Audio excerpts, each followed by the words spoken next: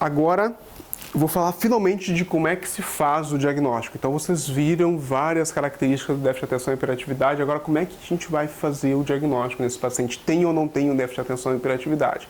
Então, uma coisa importante. Antes da gente fazer o diagnóstico de déficit de atenção e hiperatividade, a gente tem que investigar várias outras coisas desse paciente. Por exemplo, essa figura mostra claramente como é que a gente tem que pensar no nosso raciocínio clínico. Primeiro, a gente tem que descartar se essa pessoa não está usando álcool e drogas. Por que que acontece? Ela está fazendo uso de álcool excessivo, está fazendo uso de drogas excessivamente, cocaína, maconha, são drogas que causam sintomas de déficit de atenção e hiperatividade. Então, como é que a gente vai fazer um diagnóstico de déficit de atenção na pessoa que está usando maconha? E lembrem que a maconha ela fica no cérebro por volta de 30 dias. A maconha é uma droga que ela é lipossolúvel, ela se armazena de forma muito intensa no cérebro. Então, demora uns 30 dias para sair a maconha do cérebro. Então, a pessoa vai ficar mais desatenta durante esse período. Então, a gente tem que primeiro excluir isso para fazer realmente o diagnóstico. Outra coisa, se a pessoa não está com algum diagnóstico de transtorno do humor, depressão ou bipolaridade. Lembra uma coisa, quando a gente está ansioso, quando a gente está deprimido, a gente tende a pensar só no passado, em poucas coisas, ficar remoendo o passado, ficar muito atento a uma coisa só. Isso vai deixar a gente desatento, vai deixar a gente com déficit de atenção. Então a gente não pode fazer o diagnóstico quando uma pessoa está deprimida. Tem que tratar a primeira depressão, descartar a depressão depois para ver o que sobra. Mesma coisa uma paciente com transtorno do humor bipolar. A pessoa, ela, no episódio maníaco, ela fica impulsiva, ela faz as coisas sem pensar.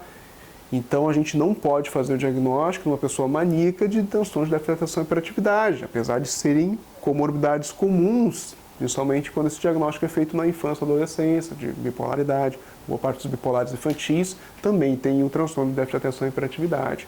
Outra coisa, ansiedade. Lembra, quando a gente está ansioso, a gente está preocupado, a gente está, enfim, com dor no peito, aquela coisa, nó na garganta, essas coisas, a gente fica hipervigil, a gente fica, o que está acontecendo, quem é que está me olhando, a pessoa que está ansiosa socialmente, ela fica vendo o que é que estão falando dela, esse tipo de coisa. Então isso vai também dar déficit de atenção na criança, vai deixar a criança também às vezes inquieta, hiperativa.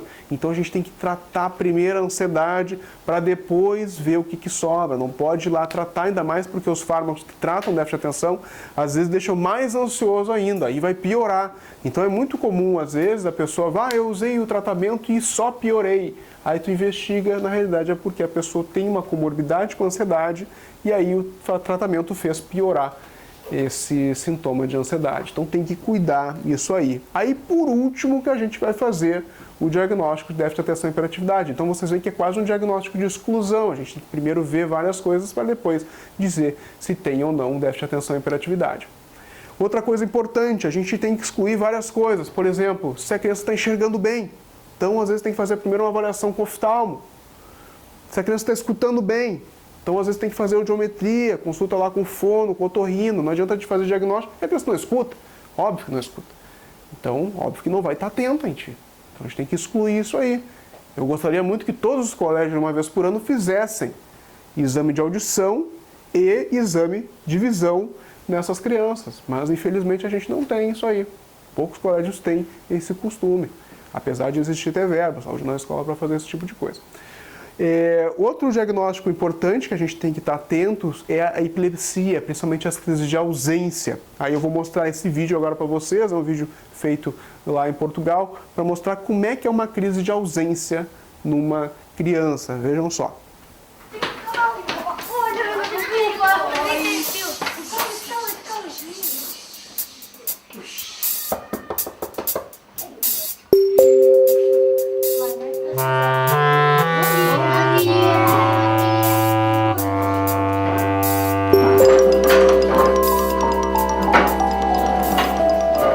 Bom dia, meninos. Bom dia, senhora professora. Hoje vamos falar sobre os direitos da criança.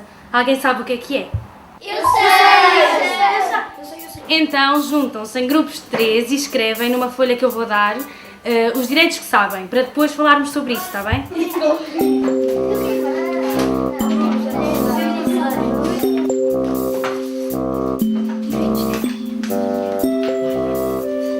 Eu já escrevi um direito. Vocês têm mais alguma ideia? Eu não. E tu, Francisco? Sabes, Francisco? Francisco. Francisco, estás a ouvir que eu estou... Francisco? Francisco? Francisco? Ó professor, o Francisco teve uma crise. Então, vocês viram ali a questão da crise de ausência. Vocês veem como, às vezes, confunde com a desatenção. Mas vocês veem que é uma crise muito mais sustentada, a criança com crise de ausência. Uma manobra que a gente utiliza, às vezes, em consulta, para ver se realmente é uma crise de ausência, é a hiperventilação, que faz a criança... E, às vezes, precipita uma crise de ausência. Para descartar isso, a gente faz um eletroencefalograma de sono e vigília que facilmente aparece as crises de ausência. Mas não necessariamente a gente precisa pedir eletroencefalograma para todos os casos para fazer o diagnóstico de TDAH. Outra coisa importante, tem que descartar se a criança não está sofrendo maus tratos. Por que acontece? Se a criança está sofrendo maus tratos em casa, negligência, abuso, a criança não vai conseguir prestar atenção nas coisas, obviamente. Ela tem que estar muito mais atenta a sobreviver do que aprender. Então não fiquem esperando que uma criança que passa por maus tratos, por negligência, por abuso, que vão aprender de forma correta. Não vai aprender.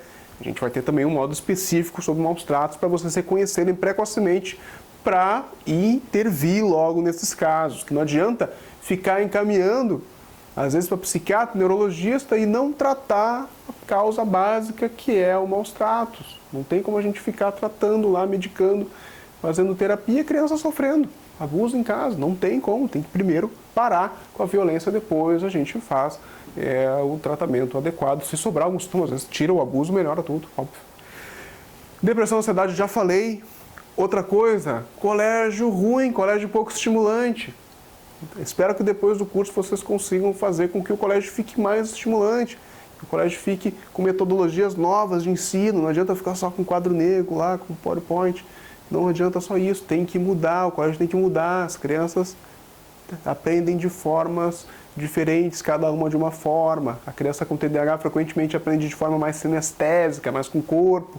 Então, se você deixar ela sentadinha lá, só com áudio e visual e lendo, ela não vai aprender direito. Então, tem que tomar esse cuidado. O ambiente escolar influencia bastante no aprendizado também. Outra coisa que é bem importante é a questão do déficit intelectual, do retardo mental, da deficiência intelectual. O que acontece? Depois a gente vai ver na próxima aula sobre dificuldade de aprendizado. Crianças que têm atraso intelectual, elas vão ter também o cérebro mais imaturo. Só que no TDAH, algumas partes só são imaturas. Na pessoa com deficiência intelectual, várias áreas são imaturas do cérebro. Então, obviamente, a gente vai ter sintomas de TDAH em pessoas que têm deficiência intelectual. Mas não necessariamente. Aí é uma questão diagnóstica, de alguns grupos dizem que sim, outros grupos dizem que não, que a gente faz um diagnóstico diferencial. Mas, na minha prática, o que a gente acaba vendo é que toda criança que tem algum grau de deficiência intelectual também vai ter sintomas de TDAH. A gente também vai tratar, às vezes, com os estimulantes das crianças, apesar de a gente ter que ter alguns cuidados, porque às vezes elas fazem mais efeitos adversos. E a mesma coisa às vezes acontece com crianças com inteligência limítrofe, que não é nem inteligência normal, nem inteligência com deficiência intelectual. Também eles têm bastante sintomas de TDAH. Okay? Hoje a gente pode ter o déficit de atenção e hiperatividade junto com os transtornos globais de desenvolvimento ou o transtorno do espectro do autismo, isso é comum. Eu recebo bastante na minha prática clínica crianças que têm essa associação e tem pesquisa mostrando que é o seguinte, que existem crianças que têm só sintomas de déficit de atenção e hiperatividade, tem crianças que têm muitos sintomas do espectro do autismo e alguma coisa de transtorno de déficit de atenção e hiperatividade, mas tem crianças que vão ter déficit de atenção e hiperatividade e um pouquinho de sintomas do espectro do autismo. Os dois são transtorno de neurodesenvolvimento, então frequentemente os dois vão estar juntos. Às vezes são poucos sintomas. É um comportamento repetitivo, é um interesse restrito, é um déficit na sociabilidade, mas a gente tem que estar atento, porque na minha prática clínica a gente vai ver que essas crianças que têm um pouquinho mais de sintoma do espectro do autismo reagem diferente ao tratamento. Elas às vezes fazem efeitos adversos diferentes, respondem de forma diferente ao tratamento. A psicoterapia tem que ser de forma diferente, às vezes a adaptação curricular tem que ser de forma diferente. Então tem que estar atento a esses pequenos sintomas do espectro do autismo, também nós vamos ter um modo específico sobre transtorno do espectro do autismo. E aquilo que eu falei da questão do uso de droga. Não dá para tratar uma pessoa que está em uso de droga para TDAH, mas ela está cheia de droga na cabeça. Não tem como fazer isso. Então, por fim, para fazer o diagnóstico, tem que avaliar os pais, falar com os pais primeiro, depois a gente vai ver a avaliação dos professores e a gente vai ver a criança, adolescente. No adulto é um pouco diferente, às vezes a gente não vai ligar lá para o chefe dele, olha, como é que ele é no trabalho aí? Não, não vai fazer isso, não pode fazer isso. Mas conversando com o adulto a gente já tem uma noção se os sintomas persistem em vários ambientes. A gente não precisa, às vezes, nem de todos os sintomas para fazer o diagnóstico no adulto. Menos sintomas já são suficientes para fazer o diagnóstico no adulto. Tem uma escala que eu vou disponibilizar para vocês depois um link, tá? Que é a escala MTA-SNAP, que ajuda a fazer o diagnóstico. Ela não faz o diagnóstico, ela ajuda a fazer o diagnóstico. Então você pode preencher essa escala, que eu vou dar o link, e ver o número de sintomas, a intensidade de sintomas, para ver, enfim, o seu aluno, a criança, adolescente que você está em mente, para ver a intensidade dos sintomas. Vai dar um score desses sintomas de déficit de atenção e hiperatividade. Quando esses sintomas ocorrem tanto no colégio quanto em casa, a gente deve suspeitar ainda mais do diagnóstico. Tá? Não é uma escala que faz diagnóstico. Às vezes a gente faz diagnóstico em crianças que têm a escala baixa. Às vezes a criança tem um monte de sintoma e não tem o diagnóstico, aí ela ajuda. A gente manda em geral para pais e professores do MTA-SNAP, os dois preenchem. E uma coisa importante, os pais brigam às vezes, mas o meu filho não tem esses comportamentos. E o colégio, mas como é que os pais botam isso? Aqui no colégio é totalmente diferente, eles não enxergam. Pais e professores enxergam a criança de forma diferente, não fiquem brigando, é normal, em tudo que é lugar do mundo eles não enxergam de forma igual. As demandas são totalmente diferentes em casa e no colégio, não fiquem assim. E hoje em dia, nesse mundo corrido, às vezes os pais não têm tempo nem para avaliar a criança direito. Então o que acontece? A criança fica o dia inteiro no colégio, tudo integral. Aí você vai ver a criança só come um pouquinho, toma banho e dorme.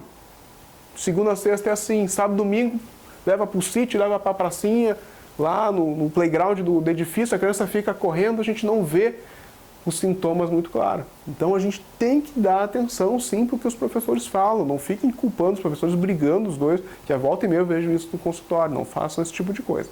E uma coisa importante, diagnóstico de déficit de atenção e hiperatividade não precisa de exame, gente. Não tem exame de sangue, não tem que fazer ressonância magnética, não tem que fazer tomografia, não tem que fazer eletroencefalograma.